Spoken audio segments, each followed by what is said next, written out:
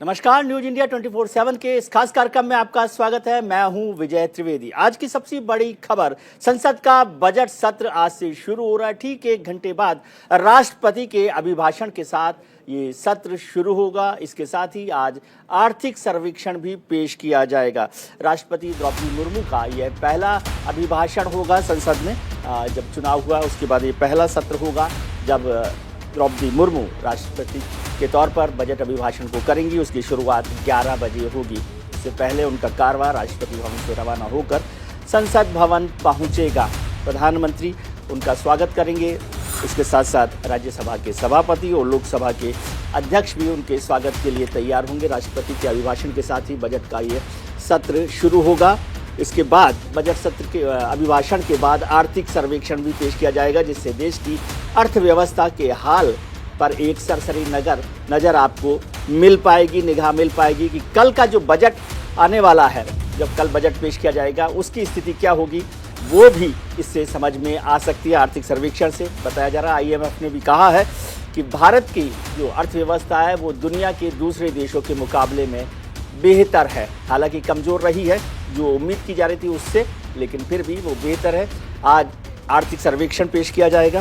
वित्त मंत्री उसको आर्थिक सर्वेक्षण पेश करेंगे। उससे पहले संसद के सेंट्रल हॉल में राष्ट्रपति अभिभाषण करेंगे, जिसमें राज्यसभा और लोकसभा दोनों जगहों के जो सांसद हैं, राज्यसभा और लोकसभा के, वो शामिल होंगे अभिभाषण में।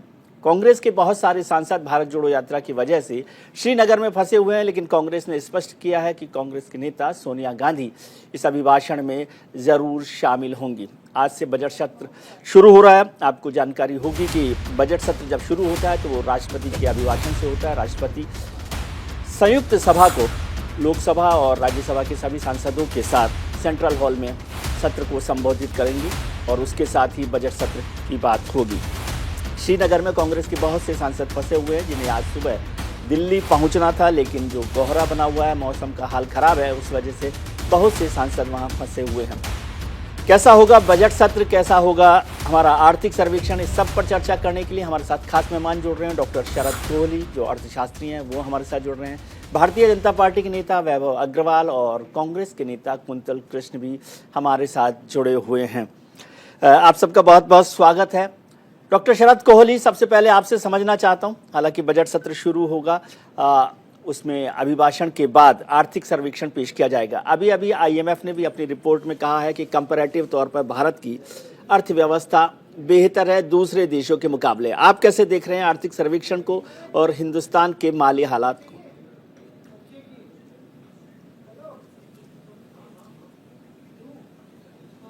सर अनम्यूट कर लें अपने को। क्षमा कीजिए।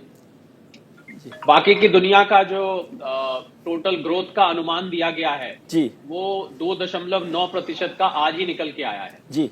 और भारत का अनुमान आपने देखा होगा, IMF ने बहुत अच्छी कमेंट्री करी है कि हम 6 और 7 6.8% की बात की गई। तो मुझे लग रहा है कि बाकी दुनिया से अच्छे हैं, पर यह सच है कि अगर बाकी दुनिया इस साल के अंत तक मंदी में जाती है, जो कि मुझे पूरी उम्मीद है, क्योंकि जिस प्रकार से बेतहाशा इंटरेस्ट रेट बढ़ाए गए, और एक दशकों के काम की बात मैं बता दूं, लोग सोचते हैं ये जो सेंट्रल बैंक ब्याज के रेट बढ़ाते हैं इसका असर फौरन दिखता है, इसका असर करीब 6 से 9 महीने में दिखाई देता है। तो अब जो ये बेतहाशा इंटरेस्ट रेट्स फेड ने, अमेरिकन फेड ने, बाकी के सेंट्रल बैंक ने, यूरोप ने, जापान ने, इंग्लैंड ने जो बढ़ाए हैं जी, इनका असर, आप लोग ये भी सोच रहे होंगे कि 2023 में ऐसा क्या होने वाला है जो मंदी की बात करी जा रही है, तो वो जो इंटरेस्ट रेट्स का असर है वो अब आ जाके दिखाई देगा। तो उसका भारत को भी असर थोड़ा बहुत देखना पड़ेगा। ऐसा नहीं है कि भारतीय इकोनॉमी पूरी तरह से इम्यून है, हम भी एक ग्लोबल फैमिली का हिस्सा हैं, और उस ग्लोबल फैमिली का हिस्सा होते हुए हमें भी वो हेडविंड, जिसको अंग्रेजी में कहते हैं हेडविंड्स, और 4 इंजन विजय होते हैं अर्थव्यवस्था के। मैं चारों इंजन, क्योंकि आपका सारा आगे डिस्कशन इसके इर्द गिर्द ही जा सकता है। पहला सरकारी खर्च, यानी जो सरकार गवर्नमेंट एक्सपेंडिचर होता है।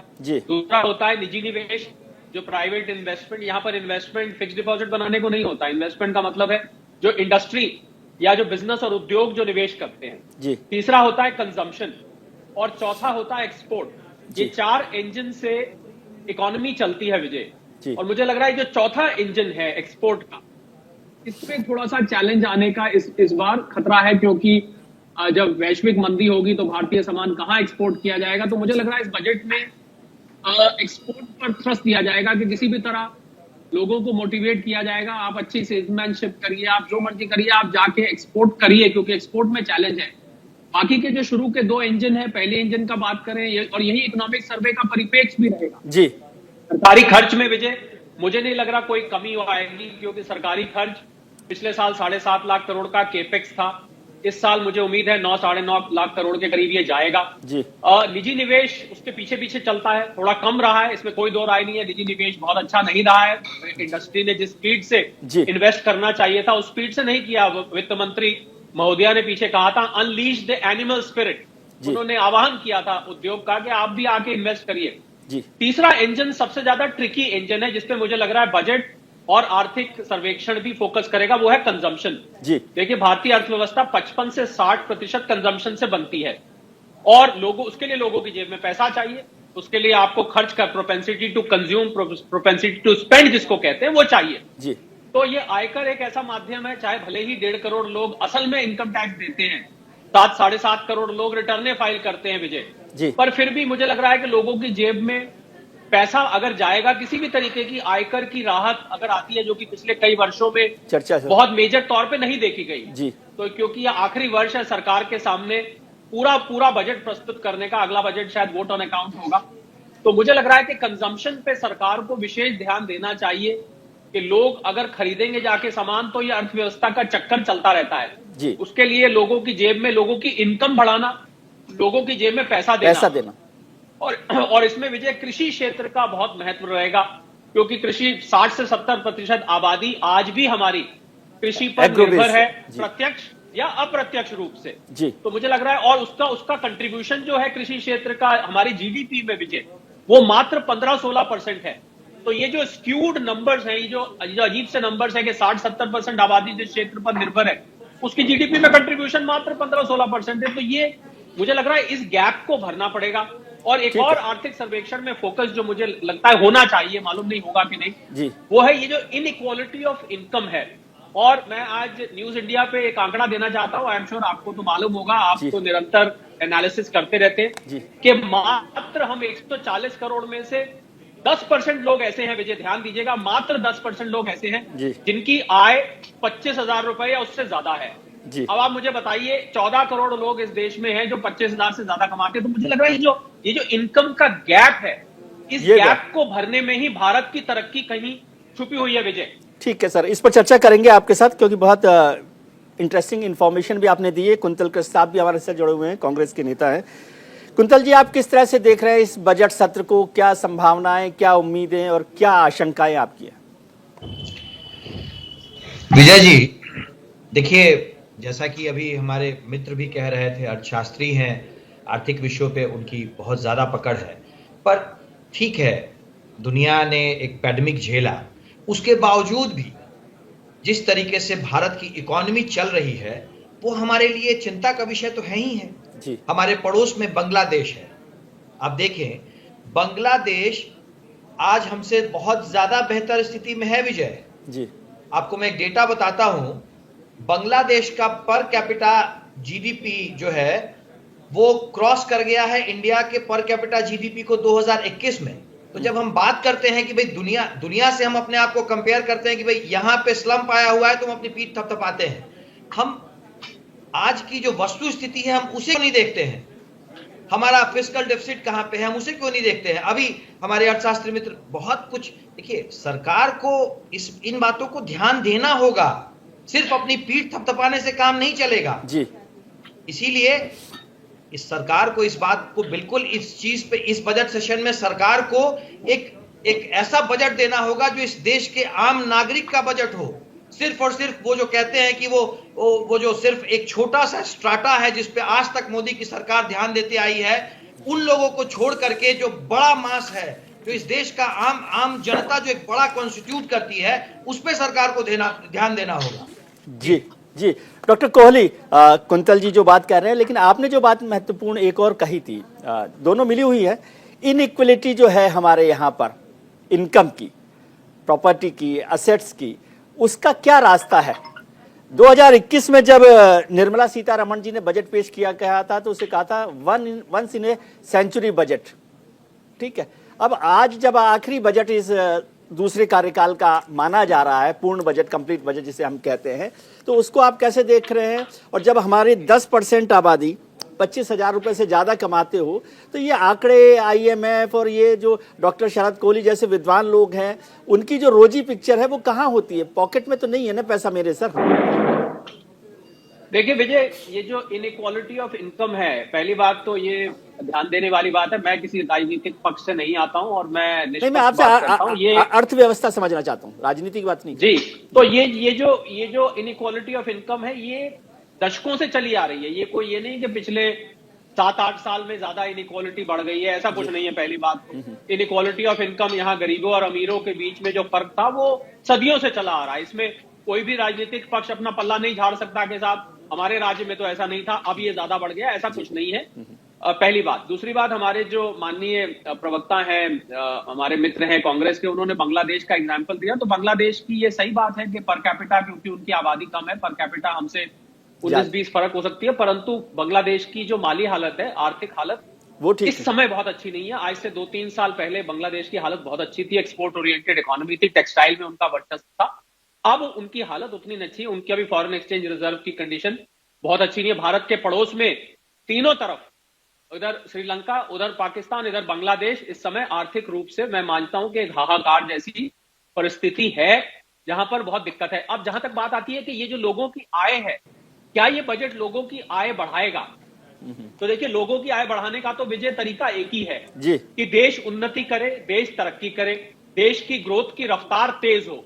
तो जैसे जैसे रफ्तार तेज होती है तो लोगों को मिला के देश बनता है। ऐसा तो नहीं है कि देश एक अलग चीज है और देश की जनता अलग चीज है। तो जब देश की प्रगति होगी तो वो अपने आप लोगों की इनकम बढ़ती, स्वाभाविक रूप से बढ़ती है।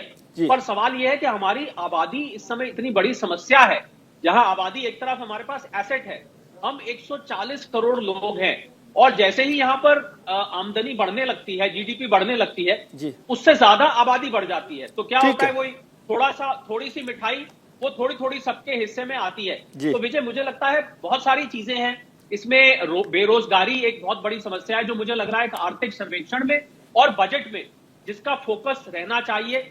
लेकिन उसका इलाज क्या होगा डॉक्टर साहब, उसका इलाज क्या होगा? मैं इस पर आपसे चर्चा करूंगा कि फोकस तो ठीक है, इलाज क्या होगा इस पर मैं आपसे समझना चाहूंगा। लेकिन मेरे वरिष्ठ सहयोगी और हमारे न्यूज एडिटर आशिफ इकबाल साहब इस वक्त श्रीनगर में हैं। वहां पर भारत जोड़ो यात्रा अभी कल खत्म हुई है, उसके बाद कांग्रेस के भी बहुत सारे सांसद मौसम की वजह से वहां फंसे हुए हैं। आशिफ साहब, क्या स्थिति है मौसम की और वहां से कांग्रेस के सांसदों के आने की, और आपकी भी? आप कितने सुरक्षित हैं, कैसा महसूस कर रहे हैं? जी बिल्कुल, क्योंकि देखिए ये चर्चा बहुत ही शानदार हो रही थी और मैं भी लगातार फोन पे सुन रहा था, लगभग 10 मिनट से मैं भी सुन रहा हूँ। इतना इंटरेस्टेड चर्चा था कि मुझे भी इंटरप्ट करना अच्छा नहीं लगा। लेकिन क्योंकि ये इन्फॉर्मेशन बहुत जरूरी है, क्योंकि चर्चा हम कर रहे हैं, चर्चा में शामिल होने वाले जो अहम लोग हैं वही इस वक्त वेटिंग लिस्ट में है। मतलब साफ तौर पे कांग्रेस के तमाम सांसद जो है वो इस वक्त श्रीनगर एयरपोर्ट पे है, और मैं खुद इस वक्त श्रीनगर एयरपोर्ट पे हूँ। आपको पीछे मेरे पीछे आवाजें सुनाई पड़ रही होंगी। कई सारे सांसद हैं जो बहुत परेशान हैं, बहुत काफी, क्योंकि तैयारी करके रखा हुआ था उन लोगों ने कि वो सीधे पहुंचेंगे और अभिभाषण में हिस्सा लेंगे। क्योंकि देखिए ये बात तय है, और हम जैसा कि सभी लोगों को मालूम है कि सांसद चाहते हैं भाषण में पार्टिसिपेट करना, सुनना चाहते हैं। वो उसमें अगर पार्टी ने बैकआउट कर लिया, जैसे आम आदमी पार्टी ने बैकआउट किया, अगर उस तरीके से कांग्रेस का डिसीजन होता तो बात अलग थी। लेकिन कांग्रेस ने बैकआउट का डिसीजन नहीं लिया था, कांग्रेस पार्टिसिपेट करने वाली थी राष्ट्रपति के अभिभाषण में, और इसीलिए ये माना जा रहा था कि आज तमाम सांसद जो होंगे वो उस वक्त पार्लियामेंट में मौजूद रहेंगे। लेकिन ये दुर्भाग्य कह लीजिए या जो भी, क्योंकि ये तमाम सांसद इस वक्त एयरपोर्ट पे हैं श्रीनगर में, जिनकी क्योंकि 2 बार फ्लाइटें चेंज हो चुकी हैं। पहले 2 बार फ्लाइट यहाँ से टेक ऑफ होनी थी, लेकिन वो नहीं हो पाई, और अभी भी 11:40 की जो फ्लाइट है उसमें उम्मीदें की जा रही है कि ये लोग जाएं। लेकिन जब तक ये पहुंचेंगे तब तक अभिभाषण लगभग खत्म हो चुका होगा, खत्म होने के समय पे होगा। तो इसलिए ये कह सकते हैं कि कांग्रेस चाह के भी पार्टिसिपेट नहीं कर पाई। जयराम रमेश का भी ट्वीट आया है कि हम लोग मौसम की मार की वजह से हम श्रीनगर में फंस गए, और हमारे तमाम सांसद, यहाँ तक कि एलओपी जो मल्लिकार्जुन खड़गे हैं वो भी यहीं पे हैं। तो ये साफ तौर पे ये कह सकते हैं कि ये तमाम सांसद जो है इस वक्त एयरपोर्ट पे हैं विजय जी, जिसकी वजह से ये लोग पार्टिसिपेट नहीं कर पा रहे हैं। और ये कह सकते हैं कि सामने से जो अहम जानकारी इनको मिलनी चाहिए थी, अब इनको आपके जरिए ही मिलेगी। जी आशिफ साहब, बहुत शुक्रिया, आपने अपडेट भी दिया, और आप अपना भी ख्याल रखिए क्योंकि आप लगातार वहां पर लगे हुए हैं। श्रीनगर का मौसम भी इस वक्त खराब है, तो अपना भी ख्याल रखिएगा। मेरे सहयोगी आशिफ इकबाल साहब इंफॉर्मेशन दे रहे थे, अपडेट दे रहे थे कि कांग्रेस के ज़्यादातर सांसद इस समय श्रीनगर एयरपोर्ट पर फंसे हुए हैं और वो संभावना है कि राष्ट्रपति के अभिभाषण में शामिल नहीं हो पाएंगे, क्योंकि इस वक्त 10:15 बज रहे हैं और 11:40 की फ्लाइट वहाँ से एक संभावित बताई गई है कि यदि वो उड़ेगी तो यहाँ दिल्ली कब पहुँचेगी, तब तक शायद राष्ट्रपति का अभिभाषण खत्म हो जाए। मेरे सहयोगी राजीव तिवारी भी इस वक्त जुड़े हुए हैं, जो इस समय संसद भवन पर मौजूद हैं। हमेशा से लंबे समय से संसदीय राजनीति को कवर करते रहे हैं। राजीव, क्या अपडेट है इस समय, क्या होने वाला है राष्ट्रपति अभिभाषण में? कांग्रेस के सांसद नहीं आ पाएंगे, आम आदमी पार्टी ने बहिष्कार किया है। किस तरह से आप देख रहे हैं इस बजट सत्र को? बिल्कुल, अगर देखा जाए तो आज सबकी नज़र राष्ट्रपति के अभिभाषण पे है। सभी लोगों को लग रहा है कि राष्ट्रपति के अभिभाषण में कुछ पॉजिटिव मैसेज आएगा। आपने देखा कि अभी आम आदमी पार्टी के नेता इसका विरोध कर रहे हैं कि अभिभाषण का जो अभिभाषण होता है राष्ट्रपति का, वह सरकार के फेवर में होता है। इसको लेकर के संजय सिंह जो राज्यसभा सांसद हैं वो एक प्रेस वार्ता भी करने वाले हैं, लेकिन कांग्रेस की तरफ से ऐसा स्टेटमेंट नहीं आया है। कांग्रेस के जो सांसद हैं वह इस समय जम्मू कश्मीर में, चूंकि वो लोग भारत जोड़ो यात्रा में गए थे, वहाँ पे फंसे हुए हैं। अगर सरकार की बात की जाए तो सरकार की तरफ से जो सांसद हैं, जो मंत्री हैं, नेता हैं, उन लोगों की तरफ से यही कहा जा रहा है कि यह जो बजट है, यह इस बजट में सभी वर्ग के लोगों के लिए कुछ न कुछ खास होगा। प्रधानमंत्री नरेंद्र मोदी हर वर्ग को लेकर के साथ चले हैं। साथ ही जो लगातार महंगाई की बात सामने आ रही है, तो एक मैसेज ये भी सरकार की तरफ से दी जा रही है कि सरकार की तरफ से देश के 80 करोड़ लोगों को मुफ्त राशन भी दिया जा रहा है। सरकार इसको भी ध्यान में रख कर चल रही है। तो तमाम पॉजिटिव चीज़ें सरकार कर रही हैं। मंत्रिपरिषद की बैठक में प्रधानमंत्री भी ने अपने मंत्रियों से कहा था कि आप लोग जो सरकार की योजना है उसके बारे में जानकारी दीजिए, अपना कम प्रचार कीजिए। तो इस बजट को लेकर के लोगों में एक उत्साह है। सभी सेक्टर के लोगों को ये उम्मीद है कि कल निर्मला सीतारमण जो वित्त मंत्री हैं, कल जब अपना पिटारा खोलेगी तो सबके लिए कुछ न कुछ उसमें मैसेज होगा, सकारात्मक मैसेज होगा। जी कुंतल जी, अभी आशिफ साहब बता रहे थे, आपको भी जानकारी होगी कि आपकी पार्टी के ज्यादातर सांसद श्रीनगर में फंसे हुए। हालांकि मौसम के लिए तो कुछ नहीं कहा जा सकता, लेकिन ये बड़ी घटना होगी कि देश की जो सबसे बड़ी विपक्षी पार्टी है वो राष्ट्रपति के अभिभाषण में मोटे तौर पर मौजूद नहीं होगी, और जो एलओपी है, जिनको फर्स्ट रो में स्पेस मिलती है प्रधानमंत्री के साथ साथ, वो भी इसमें मौजूद नहीं होंगे। लेकिन क्या आप समझते हैं कि बजट सत्र को लेकर कल जब सर्वदलीय बैठक थी उसमें भी कांग्रेस शामिल नहीं थी, नाराजगी ज्यादा है या कोई बहाने हैं? विजय जी, देखिए, बजट सत्र में इस देश की सरकार से नाराजगी तो हमें है ही। जिस तरीके से आर्थिक नीतियों को वो परस्यू कर रहे हैं उससे तो विपक्ष नाराज है ही, खास करके कांग्रेस पार्टी। पर फिर भी बजट सत्र में हमारे जो भी सांसद दिल्ली में उपलब्ध रहेंगे जी, वो बजट सत्र में भी रहेंगे और आज माननीय राष्ट्रपति जी के अभिभाषण में भी वो उपस्थित रहेंगे जी। आपको पता है श्रीनगर में हमारे पार्टी का बहुत बड़ा कार्यक्रम था। उस कार्यक्रम के सिलसिले में हमारे ज्यादातर अधिकांश सांसद और हमारे बड़े नेता वहीं पे हैं और मौसम खराब होने के कारण वो वापस दिल्ली नहीं आ पाए हैं। फिर भी हमारी पार्टी का स्टैंड बहुत क्लियर है और सरकार से हमें बहुत चीजों पे सवाल पूछने हैं। जो सवाल तो हम पूछेंगे ही पूछेंगे जी। सरकार को हम ऐसे नहीं जाने दे सकते। सर, अभी हमारे कुंतल जी जो मित्र हैं वो भी कुंतल जी चिंता है, एक चीज आपसे जायज है और वो ठीक है।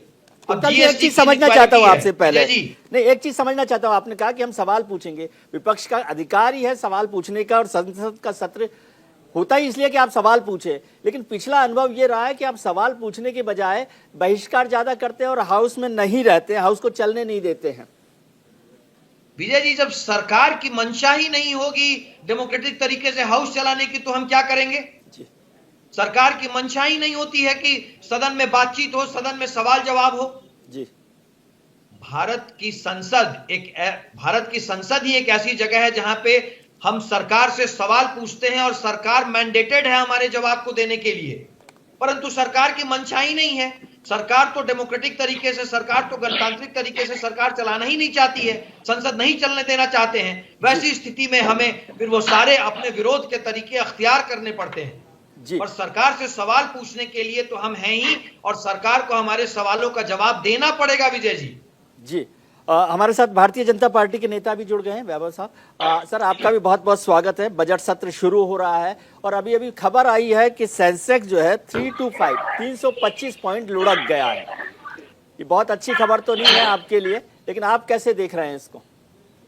नमस्कार विजय भाई, सुप्रभात जी। और हमारे सभी पैनलिस्ट को, मित्रों को बहुत बहुत नमस्कार। विजय भाई, सेंसेक्स 354 पॉइंट गिर गया है। सुबह सुबह का समय 10:21 का करीब 40 मिनट हुए खुले हुए। मॉर्निंग करेक्शन होता ही होता है जी।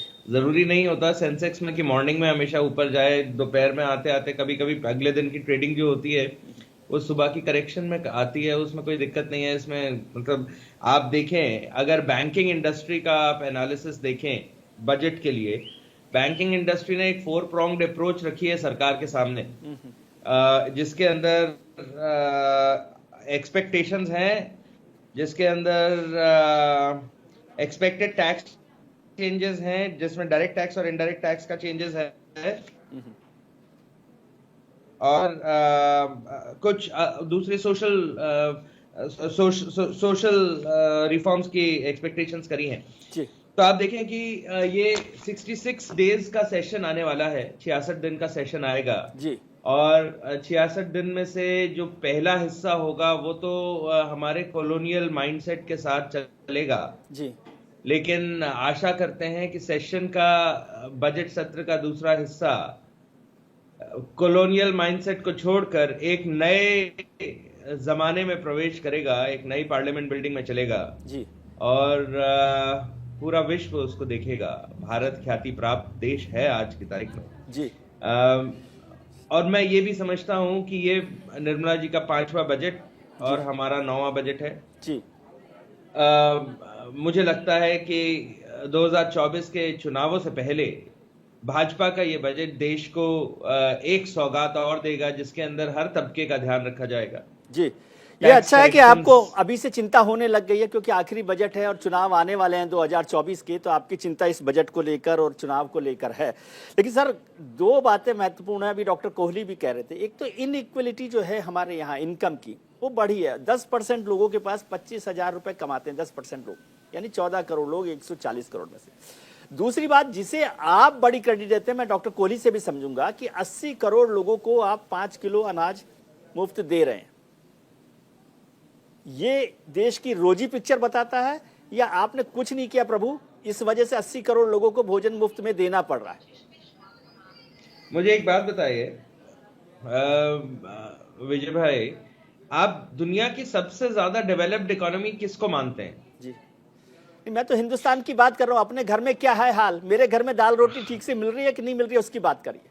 करेक्ट। नहीं, मैंने एग्जाम्पल इसलिए दिया, मैं कभी विदेशों का एग्जाम्पल नहीं देता, मैंने एग्जाम्पल इसलिए दिया कि विश्व की टॉप 5 बड़ी इकोनॉमीज जो सक्सेसफुल इकोनॉमीज हैं, जो डेवलप्ड इकोनॉमीज हैं, डेवलप्ड देश हैं, जो विश्व को चलाते हैं जी, उनके अंदर जब सोशल सिक्योरिटी के नाम से बहुत कार्य होता है उनके सिटीजन्स के लिए, तो भारत तो उनके आसपास भी नहीं है अभी।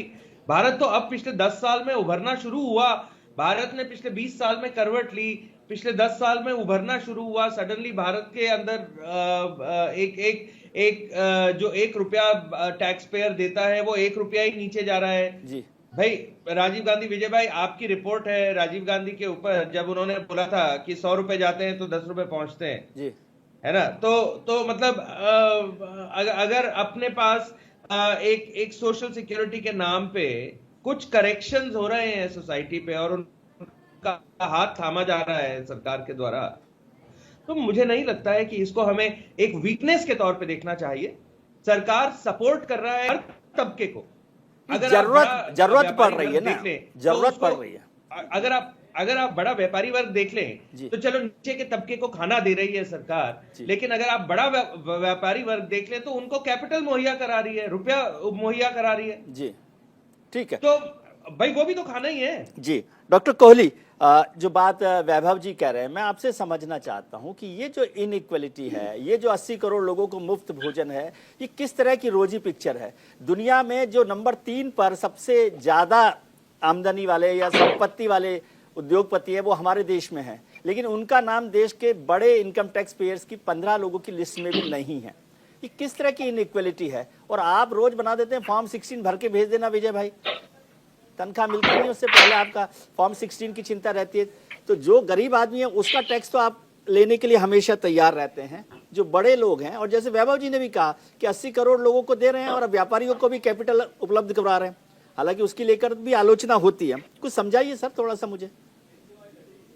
देखिए, ये जो 80 करोड़ लोगों को 81 करोड़ 40 लाख, अगर मैं प्रिसाइज नंबर बताऊं, जिन लोगों को प्रधानमंत्री गरीब कल्याण, अब गरीब को मैं इन्वर्टेड कॉमर्स में डालता हूं, गरीब कल्याण योजना के अंतर्गत जो मिल रहा है, तो लोगों के मन में ये सवाल उठ रहा है। बल्कि मैं अंतर्राष्ट्रीय स्तर पर कुछ मेरे साथी अर्थशास्त्री हैं यूरोप में, अमेरिका में, उनसे बात कर रहा था। उन्होंने मेरे से सवाल पूछा कि अगर आपके 81 करोड़ 40 लाख लोगों को, 810 मिलियन लोगों को अगर अनाज 5 किलो मिल रहा है, दिसंबर 2023 तक का वादा है, तो क्या हम ये मान लें, ये सवाल मेरे से सीधा पूछा गया, मैं ऐसे का ऐसे ही बता रहा हूं आपसे, क्या हम ये मान लें कि भारत में 81 करोड़ 40 लाख गरीब लोग हैं जिनके पास अपने आप अन्न जुटाने की क्षमता नहीं है? ये सीधा सवाल था मेरे से। जी बिल्कुल सवाल। मैंने क्या जवाब दिया? मैंने कहा अगर भारत दुनिया की 5वीं सबसे बड़ी अर्थव्यवस्था है, और अगर आज भारत IMF द्वारा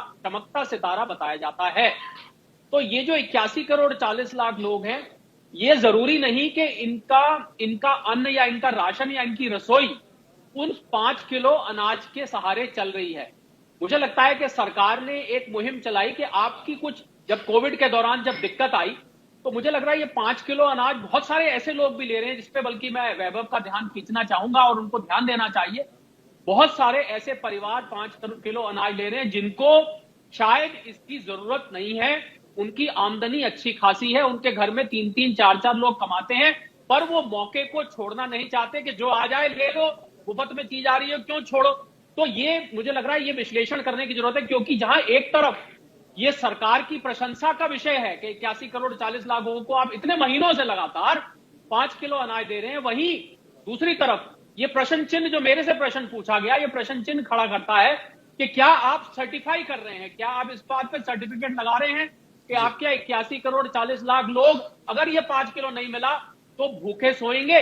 इसका जवाब है ना, क्योंकि इसमें बहुत सारे लोग हैं। और मैं वैभव भाई से आपके कार्यक्रम के माध्यम से भाजपा से ये गुजारिश करूंगा कि इस अन्न को बर्बाद ना होने दे। ये अन्न उन लोगों के पास भी जा रहा है जिसको इनकी जरूरत नहीं है। मैं खुद मुझे सुनने में आया ऐसे लोग जो जाके इसको ले आते हैं क्योंकि उनको लगता है मुफ्त की चीज है। तो ये पहली बात तो ये पैमाना नहीं है, और ये पैमाना बनता जा रहा है। ये भी सरकार को विचार करना चाहिए कि ये 81 करोड़ 40 लाख सरकार को मापने का, भारत की जनता की इनकम को मापने का एक पैमाना बन रहा है, जो कि मेरे हिसाब से नहीं होना चाहिए, क्योंकि सरकार एक अच्छी मंशा से लोगों की मदद कर रही है। ये तो बात हुई 81 करोड़ 40 लाख की। और एक जो मैं चीज और जोड़ना चाहूंगा विजय, वो यहां पर ये है कि अगर आपको लोगों की आय बढ़ानी है, तो आपको जो सरकारी खर्च है, जिसमें सरकार ने अच्छा काम किया है, 7.5 लाख करोड़, जितने हम अफोर्ड, देखिए उतनी चादर पसरेगी जितनी बड़ी सौर, एक कहावत है पुरानी, जितना हम अफोर्ड कर सकते हैं हम उतना ही अफोर्ड कर पाएंगे। हम ये तो नहीं हो सकता कि आप 9-9.5 लाख, मैं उम्मीद कर रहा हूं कल बजट में अनाउंसमेंट होगी, उसकी जगह आपको 20 लाख करोड़ हो जाए। ये सच नहीं है। ये भी सच है कि 140 करोड़ में से कुल 1% लोग, 1.5 करोड़ लोग विजय असल में टैक्स देते हैं, जो असल में देते हैं। तो ये बताता है कि भारत में जो आमदनी है, पर कैपिटा इनकम जो है, वो बहुत ज्यादा नहीं है। तो वही जो मैंने शुरू में बात करी कि कृषि क्षेत्र पर निर्भरता को हम जैसे जैसे कम करेंगे, वैसे वैसे ये इनइक्वालिटी ऑफ इनकम भी, क्योंकि कृषि क्षेत्र विजय, ये तो आप भी मानेंगे, आप बहुत वरिष्ठ पत्रकार हैं, कि कृषि क्षेत्र कुल मिला के अगर हम देखें तो वो बहुत ज्यादा मुनाफे का सौदा नहीं है। वहां ज्यादातर किसानों को, छोटे किसान है, उनको घाटा होता है। तो कृषि क्षेत्र को हमको मुनाफे में लाना पड़ेगा। मुझे लग रहा है जैसे ही कृषि क्षेत्र मुनाफे में आएगा, जैसे ही कृषि क्षेत्र पर निर्भरता कम होगी, हमारी आमदनी आपको बहुत तेजी से बढ़ती हुई विजय दिखाई देने लगेगी। जी, मुनाफे में बदलेगी हमारी किसान की जो अर्थव्यवस्था है वो, लेकिन जिन लोगों को टैक्स देना चाहिए और जो मुनाफे में चल रहे हैं वो टैक्स दे रहे हैं कि नहीं दे रहे, इस पर भी चर्चा करेंगे। राजीव, क्या अपडेट है? क्या प्रधानमंत्री वहां पहुंच गए हैं संसद भवन, और कितनी देर में वहां पर पहुंच रहे हैं, और आगे की क्या कार्रवाई? क्या आपको लग रहा है कि आम आदमी पार्टी के अलावा कुछ और पार्टीज है जो बजट सत्र में अभिभाषण का जो है बाइकआउट कर सकती हैं? अभी तक आम आदमी पार्टी की तरफ से ही स्टेटमेंट आया है कि वो लोग जो है अभिभाषण को बाइकआउट करेंगे। कांग्रेस पार्टी के तरफ से यह योजना है कि बीबीसी डॉक्यूमेंट्री और अडानी ग्रुप को लेकर के वो लोग सवाल पूछ सकते हैं, सरकार को घेर सकते हैं, क्योंकि जो LIC का जो निवेश हुआ है अडानी ग्रुप में, वह एक बड़ा मुद्दा कांग्रेस पार्टी ने बनाया है। कल कांग्रेस पार्टी के एक बड़े नेता से मेरी बात हो रही थी, तो दो ऐसे महत्वपूर्ण विषय हैं, बीबीसी डॉक्यूमेंट्री और यह अडानी ग्रुप में निवेश, इसको बड़ा मुद्दा विपक्ष बनाने की तैयारी में है। और यही वजह है कि आज जो है कांग्रेस के जो नेता हैं, भले वो लोग जम्मू कश्मीर में हैं, लेकिन पूरी रणनीति बनाए हुए हैं, वो पहुंचते ही इस मसले को पार्लियामेंट में उठाएंगे। जहां तक बाइकाट की बात है, तो अभी तक आम आदमी पार्टी के लोग बाइकाट की बात कर रहे हैं, लेकिन वहीं कुछ नेता, विपक्ष के ही नेता बता रहे हैं कि यह गलत परंपरा है। आप अभी राष्ट्रपति का अभिभाषण अभी शुरू नहीं हुआ, सुने नहीं, उसके पहले इस तरह का जो सवाल खड़ा किया जा रहा है, यह भारतीय लोकतंत्र में यह गलत परंपरा की शुरुआत हो रही है। ऐसा नहीं होना चाहिए। राष्ट्रपति का अभिभाषण सुनने के बाद, चूंकि सभी लोग बहुत ध्यान से सुनते हैं, चाहे वो पार्लियामेंट में बैठे हुए जनप्रतिनिधि सांसद हों या शहर में गांव में बैठे हुए लोग हैं, सभी लोग बजट सत्र को लेकर बहुत ही एक्टिव होते हैं और आज की जनरेशन बहुत ज्यादा एक्टिव है। तो इस तरह का सवाल नहीं खड़ा करना चाहिए। उम्मीद है कि हर सेक्टर, चूंकि हर वर्ग के लोग उम्मीद कर रहे हैं कि उनको इस बजट में कुछ रिलीफ मिलेगा, इसी ताक में सभी लोग जो है उम्मीद लगा के बैठे हुए हैं। जी भारत राष्ट्र समिति जो BRS है, पहले तेलंगाना राष्ट्र समिति थी, और आम आदमी पार्टी ने बहिष्कार को लेकर जो राष्ट्रपति का अभिभाषण हो रहा है उस पर चर्चा की है और वो उन्होंने ऐलान किया है कि वो इसका बहिष्कार करेंगे। BRS के जो लीडर हैं वो क्या कह रहे हैं, एक बार उसको सुन लेते हैं, फिर आगे चर्चा करते हैं।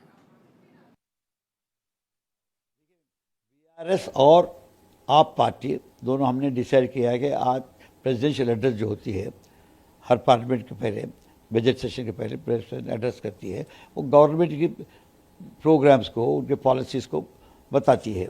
वो कैबिनेट लिखने के बाद ही वो प्रेसिडेंशियल एड्रेस आता है। वो एड्रेस को हम बाइकाट करना चाह रहे हैं। वो एक पर्सनल एनिमोसिटी नहीं है पे, हम लोग उसे बाइकाट करके हाउस में नहीं जाना चाह रहे हैं। इसका मतलब क्या था, ये एक डेमोक्रेटिक प्रोटेस्ट है, हाईलाइट करने के लिए कि गवर्नमेंट ने इस 8 साल में एंड पर्टिकुलरली गुज़िश्ता साल में पूरे सेक्टर्स पे, गवर्नेंस के पूरे सेक्टर्स पे उन्होंने फेल हुए हैं, और उस फेलियर्स को हाईलाइट करने के लिए, ताकि कल डिस्कशन, डिबेट जो होती है पार्लियामेंट में, वो इस चीज़ों पे हो और गवर्नमेंट भी इसको एड्रेस करे और इसको ठीक करे। इसके लीडर थे जो राष्ट्रपति के अभिभाषण पे बात कर रहे थे। राष्ट्रपति का अभिभाषण 11 बजे शुरू होगा। आप देख सकते हैं हमारे स्क्रीन पर एक ग्राफिक है जो बताता है कि राष्ट्रपति के अभिभाषण के लिए किस तरह के प्रोटोकॉल का इस्तेमाल किया जाता है। आर्टिकल 86 के तहत राष्ट्रपति अभिभाषण देते हैं और आर्टिकल 87(1) के तहत राष्ट्रपति दोनों सदनों को संबोधित करते हैं और उनके आने को लेकर, उनके प्रोटोकॉल को लेकर भी एक खास व्यवस्था होती है कि राष्ट्रपति जब अपने कारवां के साथ पहुंचते हैं नॉर्थ वेस्ट गेट पर, प्रधानमंत्री नरेंद्र मोदी भी संसद भवन पहुंच गए हैं अभिभाषण से पहले, अभिभाषण के कार्यक्रम से पहले राष्ट्रपति पहुंचेंगे उससे पहले, क्योंकि प्रधानमंत्री को भी उनका स्वागत करने के लिए रहना होता है। प्रधानमंत्री संसद के परिसर में पहुंच गए। गेट नंबर 9 जो है प्रधानमंत्री के कार्यालय का होता है और वो अब मीडिया को संबोधित करेंगे। तो एक बार सुन लेते हैं प्रधानमंत्री क्या कह रहे हैं, फिर आगे चर्चा जारी रखेंगे।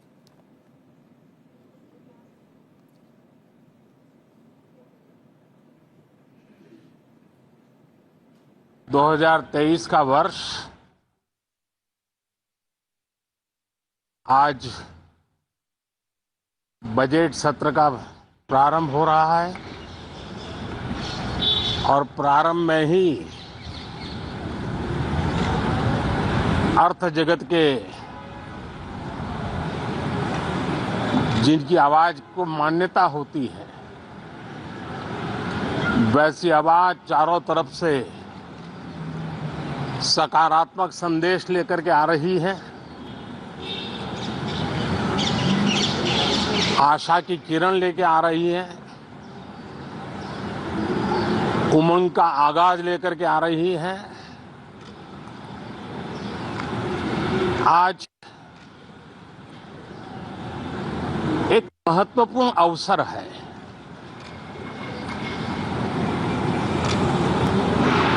भारत के वर्तमान राष्ट्रपति जी की आज पहली ही संयुक्त सदन को वो संबोधित करने जा रही है।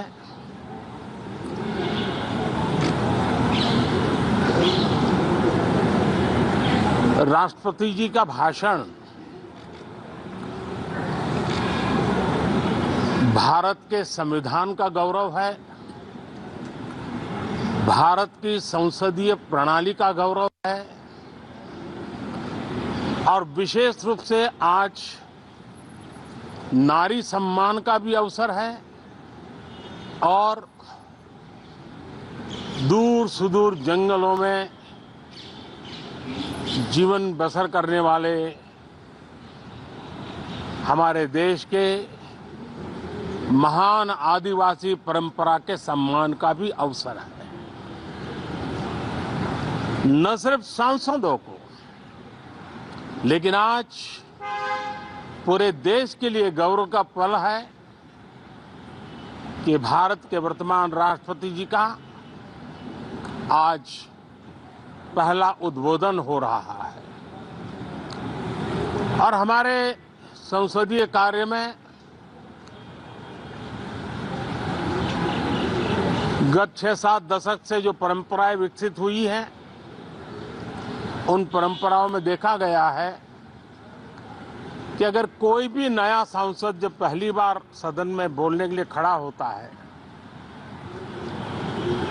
तो किसी भी दल का क्यों न हो, जो वो पहली बार बोलता है तो पूरा सदन उनको सम्मानित करता है, उनका आत्मविश्वास बढ़े उस प्रकार से एक सानुकूल वातावरण तैयार करता है। एक उज्जवल और उत्तम परंपरा है। आज राष्ट्रपति जी का उद्बोधन भी पहला उद्बोधन है। सभी सांसदों की तरफ से उमंग, उत्साह और ऊर्जा से भरा हुआ आज का ये पल हो, ये हम सबका दायित्व है। मुझे विश्वास है हम सभी सांसद इस कसौटी पर खरे उतरेंगे। हमारी देश की वित्त मंत्री भी महिला हैं। वे कल और एक बजट लेकर के देश के सामने आ रही है। आज के वैश्विक परिस्थिति में भारत के बजट के तरफ न सिर्फ भारत का लेकिन पूरे विश्व का ध्यान है। डावाडोल विश्व की आर्थिक परिस्थिति में भारत का बजट भारत के सामान्य मानवी की आशा आकांक्षाओं को तो पूरा करने का प्रयास करेगा ही, लेकिन विश्व जो आशा की किरण देख रहा है उसे वो और अधिक प्रकाशमान नजर आए। मुझे पूरा भरोसा है निर्मला जी इन अपेक्षाओं को पूर्ण करने के लिए भरपूर प्रयास करेगी। भारतीय जनता पार्टी के नेतृत्व में एनडीए सरकार, उसका एक ही मकसद रहा है, एक ही मोटो रहा है, एक ही लक्ष्य रहा है और हमारी कार्य संस्कृति के केंद्र बिंदु में भी एक ही विचार रहा है, इंडिया फर्स्ट, सिटीजन फर्स्ट। सबसे पहले देश, सबसे पहले देशवासी, उसी भावना को आगे बढ़ाते हुए ये बजट सत्र में भी तकरार भी रहेगी, लेकिन तकरीर भी तो होनी चाहिए। और मुझे विश्वास है कि हमारे विपक्ष के सभी साथी बड़ी तैयारी के साथ,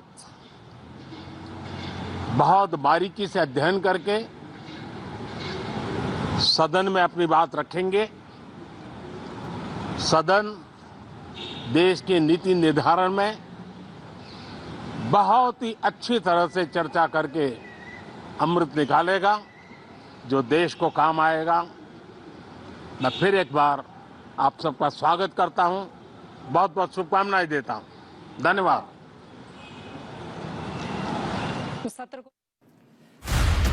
अब सुन रहे थे प्रधानमंत्री नरेंद्र मोदी को बजट सत्र के शुरू होने से पहले, राष्ट्रपति के अभिभाषण से पहले प्रधानमंत्री ने कहा कि बड़ा गौरव का अवसर है जब हमारे यहाँ राष्ट्रपति द्रौपदी मुर्मू आज अभिभाषण के लिए संबोधित करेंगी सदन को, दोनों सदनों को, संयुक्त सत्र को, राज्यसभा और लोकसभा का सेंट्रल हॉल में। और ये पहला मौका है कि कोई आदिवासी महिला राष्ट्रपति है जिनका पहला अभिभाषण हो रहा है। और इसके साथ ही एक और गौरव का पल है कि हमारी वित्त मंत्री भी महिला हैं, निर्मला सीतारमण।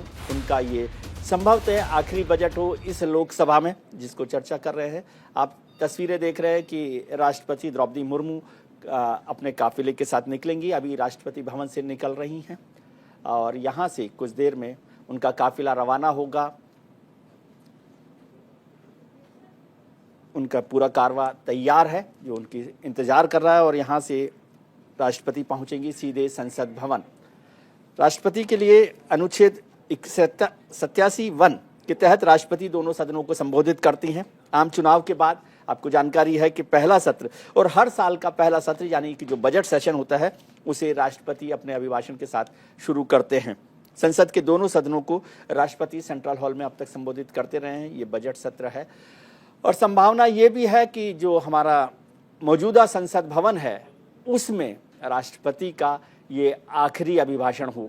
उम्मीद की जा रही है कि अगले सत्र तक जो है नया संसद भवन हमारा बनकर तैयार हो जाएगा। तो संसद भवन का ये जो सेंट्रल हॉल है उसमें अभिभाषण हो रहा है राष्ट्रपति द्रौपदी मुर्मू का, जो पहली आदिवासी महिला हैं। इससे पहले प्रतिभा पाटिल महिला राष्ट्रपति हमारी रही हैं, तो महिला के तौर पे दूसरी राष्ट्रपति हैं द्रौपदी मुर्मू, लेकिन पहली आदिवासी महिला राष्ट्रपति हैं, जिसके लिए प्रधानमंत्री जी ने भी कहा कि हमारे आदिवासी गौरव का, सम्मान का यह अवसर है कि जिसमें आदिवासी महिला राष्ट्रपति हैं और वो पहली बार संसद के दोनों सदनों को संबोधित कर रही हैं सेंट्रल हॉल में। अभी सलामी ले रही हैं अपने गार्ड की, प्रेसिडेंट गार्ड की, और इसके बाद वो यहाँ से रवाना होंगी संसद भवन के लिए अपने।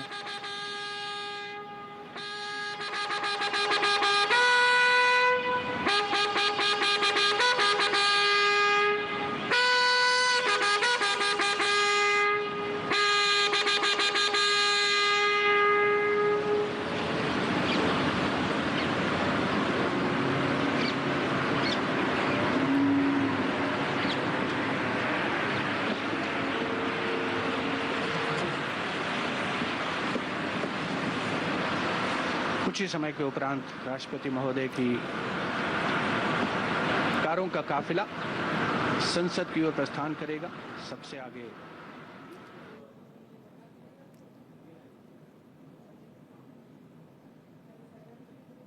आप सीधी तस्वीरें देख रहे हैं राष्ट्रपति भवन से। रायसेना हिल पर बना हुआ राष्ट्रपति भवन दुनिया के सबसे बेहतरीन और सबसे बड़े किसी राष्ट्र प्रमुख का ये भवन माना जाता है। राष्ट्रपति भवन जो रायसेना हिल पर बना हुआ है। राष्ट्रपति अपनी कार में बैठ गई हैं और अब उनका काफिला रवाना होगा संसद भवन की तरफ।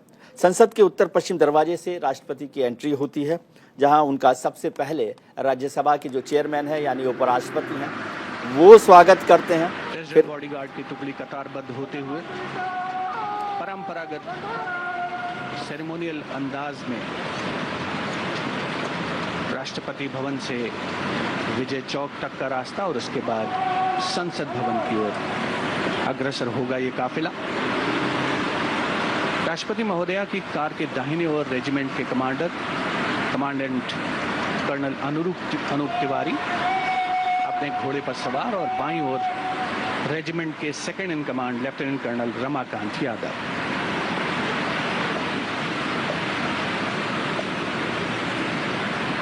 प्रेसिडेंट बॉडीगार्ड घुड़सवार अंगरक्षकों की ये रेजिमेंट भारतीय सेना की सबसे वरिष्ठ रेजिमेंट्स में गिनी जाती है। वर्ष 2023 इस रेजिमेंट के लिए बहुत खास है क्योंकि राष्ट्रपति के अंगरक्षक वाराणसी में 1773 में अपनी स्थापना के बाद से 250 साल पूरे कर रहे हैं। प्रेसिडेंट बॉडीगार्ड राष्ट्रपति के अंगरक्षक न केवल भारत बल्कि पूरी दुनिया की सभी रेजिमेंट्स में अद्भुत और विशिष्ट हैं। वरिष्ठतम घुड़सवार रेजिमेंट माननीय राष्ट्रपति के समारोहिक दायित्वों का निर्वहन करती है।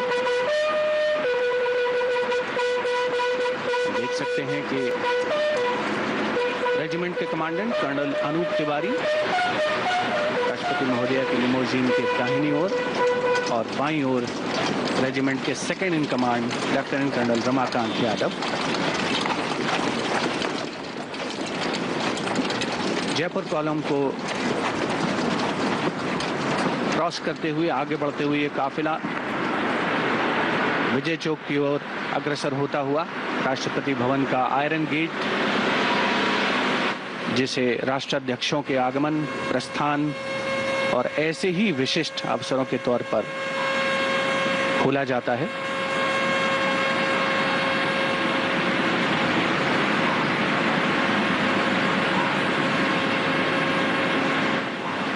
प्रेसिडेंट बॉडीगार्ड की टुकड़ी के ठीक पीछे ऑफिशियल कारकेड, आधिकारिक कारों का फासला जो संसद भवन की ओर प्रस्थान कर रहा है।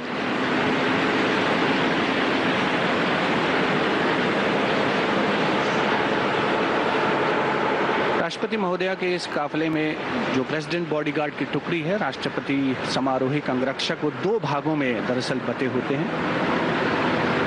एक टुकड़ी आगे चलती है और बिगुल वादक राष्ट्रपति महोदय के पीछे अपना स्थान ग्रहण करते हैं।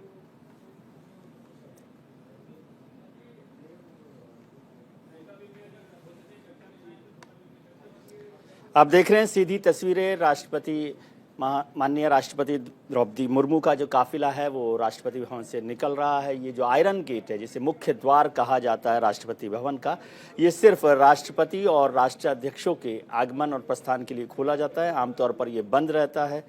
इससे पहले बिल्कुल सामने जयपुर स्तंभ बना हुआ है राष्ट्रपति भवन के अंदर, और वहाँ से अब ये विजय चौक के लिए रवाना हो रहा है। विजय चौक पहुँचकर वहाँ से लेफ्ट में बाईं और संसद भवन बना हुआ है, वहाँ प्रवेश करेगा। संसद भवन के उत्तर पश्चिमी द्वार पर नॉर्थ वेस्ट गेट जो है, वहाँ पर राष्ट्रपति की एंट्री होती है, जहाँ सबसे पहले उनका राज्यसभा के सभापति यानी उपराष्ट्रपति स्वागत करते हैं।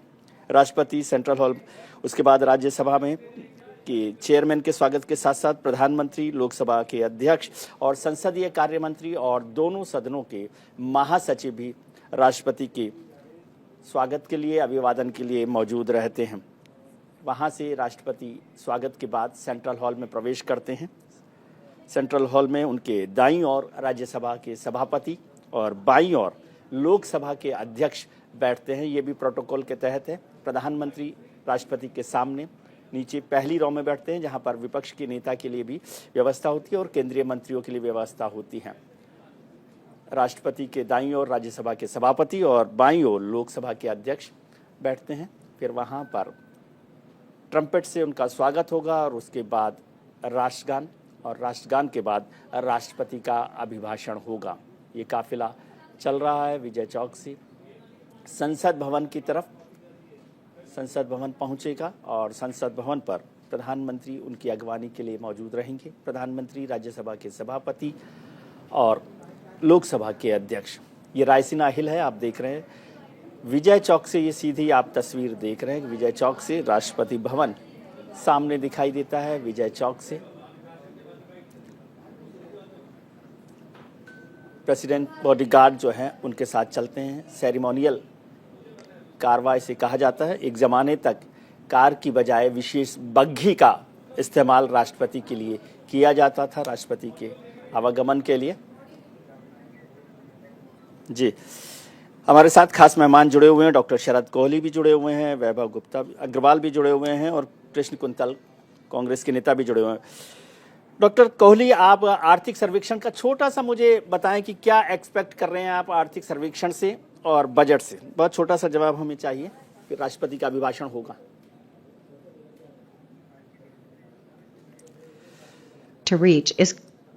वैभव, आप अगर मुझे सुन पा रहे हैं तो आप बताइए कि आप किस तरह की उम्मीद रख रहे हैं बजट से भी और अभिभाषण के बाद आर्थिक सर्वेक्षण से? क्या आपको पिक्चर रोजी दिखाई दे रही है? देखिए रोजी तो हमारी महिला मित्र का नाम है, लेकिन मैं आपको बताऊं, भारत में इतने अलग अलग पड़ाव हैं विजय भाई, इतने अलग अलग तबके हैं कि सारे तबकों को एक छत के नीचे लाना एक साथ, वो तो मुझे नहीं लगता है कि पॉसिबल होगा। लेकिन मुझे आशा ये है कि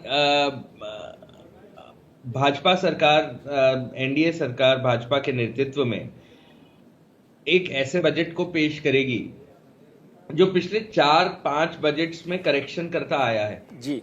अगर आप भाजपा के पिछले 5 बजट भी अगर उठा के देख लें तो आपको ये नजर आएगा कि उनमें सब में एक धागा जुड़ा हुआ है। जैसे आप इंफ्रास्ट्रक्चर स्पेंड की बात कर लें जी, उसमें एजुकेशन स्पेंड की बात कर लें, या डिफेंस अपग्रेडेशन की बात कर लें, या मेडिकल अपग्रेडेशन की बात कर लें फैसिलिटीज की, या आप टैक्सेशन में बदलाव, टैक्सेशन सिस्टम में बदलाव की बात कर लें, या आप अलग अलग टॉपिक्स उठा के देख लें, उन सभी में कुछ ना कुछ एक धागा चलता हुआ आ रहा है जो करेक्शन पे करेक्शन हो रहा है। ठीक है कुंतल साहब, तो मुझे ये लगता है जी कुंतल साहब, छोटा सा सवाल आपसे भी कि प्रधानमंत्री ने कहा कि सदन में तकरार हो वो तो ठीक है, लेकिन तकरीरें भी होनी चाहिए। हमारे जो सांसद हैं वो पूरी तैयारी करके इस बजट सत्र का फायदा उठाएं। विजय जी, पहले तो मैं आपको बता देता हूं कि श्रीनगर से फ्लाइट नहीं लैंड होने के कारण बहुत सारे सांसद हमारे श्रीनगर में ही हैं, परंतु हमारी पूर्व कांग्रेस अध्यक्षा सोनिया गांधी जी इस अभिभाषण के दरमियान सदन में रहेंगी और कांग्रेस पार्टी पूरी तैयारी से बजट सत्र में रहेगी। और मैं सत्ता पक्ष को यह कहना चाहूंगा कि वो तैयार रहें, उन्हें जवाब देना होगा आर्थिक विषमता के लिए। उन्हें बताना होगा कि क्यों 5% इस देश के लोग 60% इस देश की संपदा के मालिक हैं और अंतिम 50% के पास सिर्फ 3% संपदा क्यों है। उन्हें यह भी बताना होगा कि बेरोजगारी का यह आलम क्यों है। तो 20 साल से 29 साल के युवा वर्ग में बेरोजगारी का दर 30% पहुंच गया है। इन सब बातों का जवाब देना होगा। और अंत में सरकार को इस बात को भी हम चेताएंगे कि भाषण से पेट नहीं भरता, रोजगार दो, रोजगार दो। जी, रोजगार पर चर्चा, जी रोजगार देना होगा। जी विजय जी, जी रोजगार पर चर्चा होनी चाहिए। और आपने जो इनइक्वलिटी ऑफ इनकम और असेट्स की बात की है, तो वो तो लेगेसी कुंतल साहब आपकी सरकार के साथ से चलती जा रही है। कोई मौजूदा सरकार ने न तो बनाई है और न उसको कम करने में कोई बहुत बड़ा योगदान दिया, ऐसा मैं समझता हूं। आप देख रहे हैं कि राष्ट्रपति का जो काफिला है वो राष्ट्रपति भवन से निकलकर अब संसद भवन पहुंच रहा है। वो नॉर्थ वेस्ट गेट से उसकी एंट्री होगी, विजय चौक से वो मुड़ चुका है। कुछ ही देर में आपको राष्ट्रपति द्रौपदी मुर्मू संसद भवन में पहुंच जाएंगी, उनका काफिला पहुंच रहा है।